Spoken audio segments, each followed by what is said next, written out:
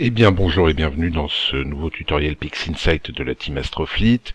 Aujourd'hui pas de trompe d'éléphant mais un petit tuto interlude sur un process qui est assez magique qui s'appelle le HDR Multiscale Transform. Pour les fans de photographie, vous connaissez sans doute le système HDR qui consiste à prendre une photo à exposition normale, une photo à un stop au-dessus, une photo à un stop en dessous. Comme ça, on va créer par empilement une image qui va regrouper les détails apparaissant à la surexposition et à la sous-exposition, mais en corrigeant l'ensemble, ce qui permet de faire ressortir des couleurs et des détails très puissants. En l'occurrence, on va le faire sur une image noir et blanc, donc les couleurs, on va pas trop s'en occuper, mais ça va vous permettre de voir sur une image des zones surexposées ce que on peut faire ressortir avec ce process. Donc je l'ai intégré au process icône en disant bien qu'il est optionnel car ce process est particulièrement intéressant là où on a des zones très claires. Quand vous avez des zones très sombres, c'est tout de suite un peu moins intéressant.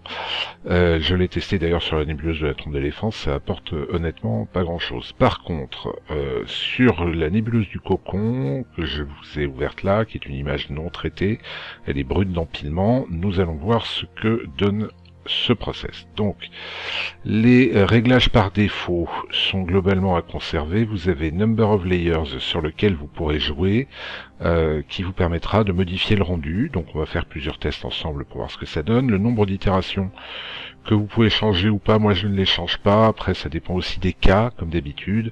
Mais on fera un tuto très spécifique par rapport à ce process, mais je tenais au moins à vous le présenter maintenant. Les choses que vous devez absolument faire avant de l'utiliser, c'est cocher Preserve Hue. Alors ça, c'est valable dans une image couleur, mais bon, dans le doute, on va s'habituer tout de suite à le faire.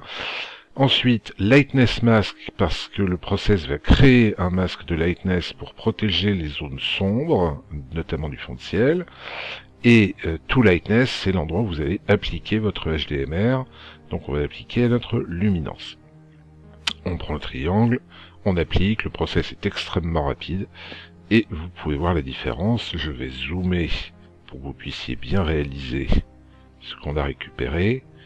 Et vous voyez qu'au niveau des nébulosités, vous prenez toute cette zone-là où on les devine à peine, et où là on commence vraiment à les voir.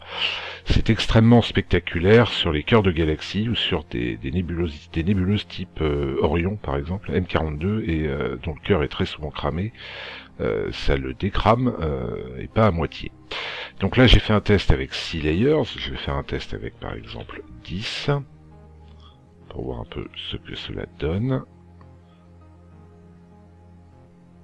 Vous voyez, c'est beaucoup plus ténu, moins de détails ressort. Donc ce que je peux éventuellement m'amuser à faire, c'est au lieu de mettre 6, je vais mettre 2. Ça risque d'être un peu excessif, mais ça va nous permettre de nous donner une bonne idée. Et vous voyez, sur 2, bah, au final, pas terrible. Donc le départ défaut à 6 c'est pas mal, on va essayer 5, tant qu'à faire, allez hop. C'est un tuto qui est court, nous pouvons nous amuser. Voilà, là vous voyez par contre on en a un paquet qui ressortent. Voilà, à vous de voir en fonction de votre image, hein, c'est systématiquement la même chose, c'est toujours à vous de voir en fonction de votre image.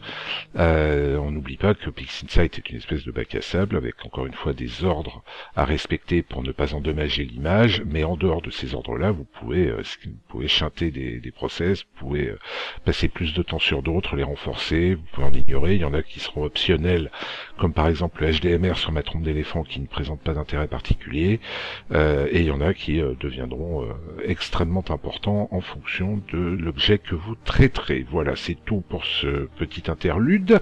Je vous remercie de l'avoir suivi. Comme d'habitude, quand on aime un pouce vers le haut, quand on n'aime pas un pouce vers le bas, on s'abonne, on commente, on partage si on en a envie, et on se retrouve très bientôt pour un nouveau tuto sur la chaîne Astrofleet.